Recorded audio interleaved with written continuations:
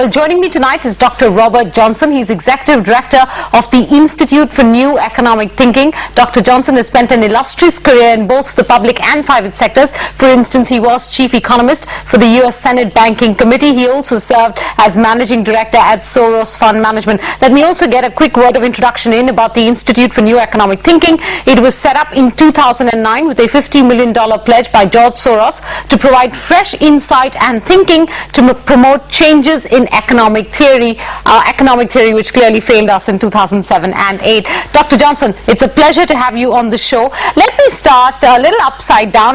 We already know of the problem in emerging economies. How prevalent an issue do you think it's going to be, maybe, through the course of this year, the second half, in developed markets? For instance, what do you make of last week's increases in both U.S. producer and consumer prices? They both hit multi-year highs. Are you concerned about what this means from the inflationary point of view, or do you just believe that this is an end to the disinflationary trend?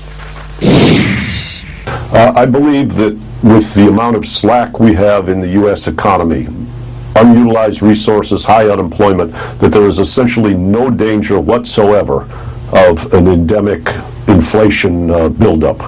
And I actually am quite relieved to see prices rising a little bit, because we have been fearful of deflation in this country in recent months, and so I'm quite encouraged. It suggests a more vibrant and robust economy. That assessment, Dr. Johnson, extend to Europe as well? What with the ECB's 5% alert and 4% in UK? I would say let's begin with the UK. That in the UK, the inflation is probably somewhat higher than in the United States, but is also welcome because they are in the process of going through very, very drastic budget cuts. And I think keeping a robust and buoyant economy is important. Throughout Europe and throughout many parts of the world, the one big concern is the rise in food prices. Food prices themselves take people who are at the lower end of wealth or income spectrum and put them under pressure, because these are primary needs. And so I'm very concerned about social stability in various parts of Europe, as well as in the developing world, Latin America and Asia, associated with food prices. But I think the overall inflation picture in Europe is also quite tame. So that means you don't think that inflation could become a problem for the developed economies, for instance, the United States, as you were pointing out, let's say in the second half of this year, or maybe even in 2012? Or do you believe that the authorities are prepared to be able to act quickly enough, that is, pull back a lot of the liquidity measures that they've introduced in the last few years, and maybe even start considering hiking interest rates, again, in the end of this year or next year? Will that be an eventuality in the course of the next 16 to 20 months? I think that the answer to that is more the function of the bond market rather than the authorities. The authorities in this period of financial fragility will probably tend to follow what happens in the credit markets. So looking at 5- and 10-year bonds and watching the rise in yields is likely to produce a symptom or a leading signal of when the monetary authorities will tighten. But I don't think this is about preemptive tightening by the monetary authorities. I don't think that is called for in the least here. I think we have had very, very long and slow growth in the United States, and it would be a drastic error to tighten preemptively.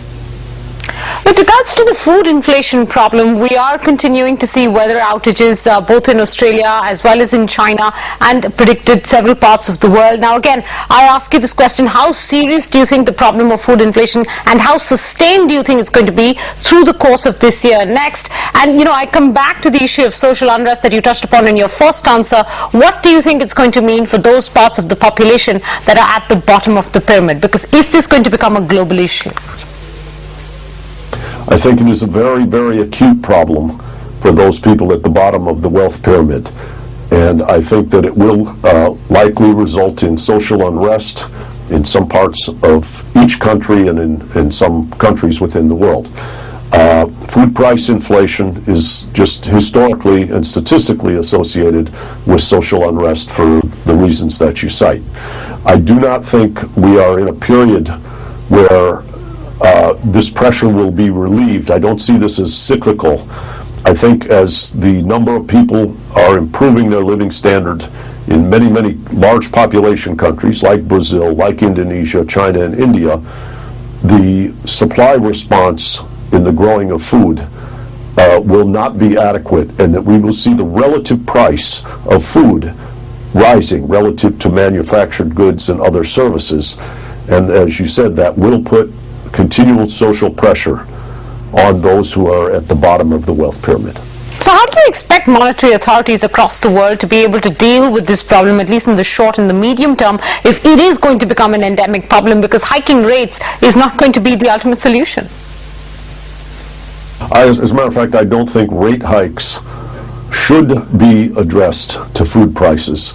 I think they should look at the overall conditions of demand, and they should begin rate hikes when they start to see wage growth cutting substantially into profits. If you take the United States or Germany right now, profits are enormous, and wage growth has not kept up with productivity for many years. So I think some substantial profit compression, would be good for those countries in rebalancing and giving people at the lower part of the pyramid more spending power. Subsequent to that, then I think you start to have inflationary risk, and that's when monetary policy is called for.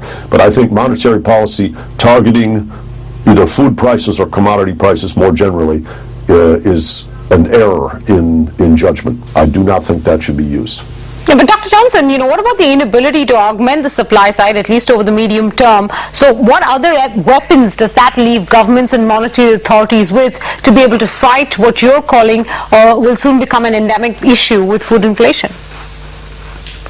They could engage in subsidizing food or subsidizing the purchasing power of people at the lower end. I've often thought that in economics there are three types of sustainability. There is the sustainability of finance, that you don't default on your contracts or what have you. There is the sustainability of resources, that we don't deplete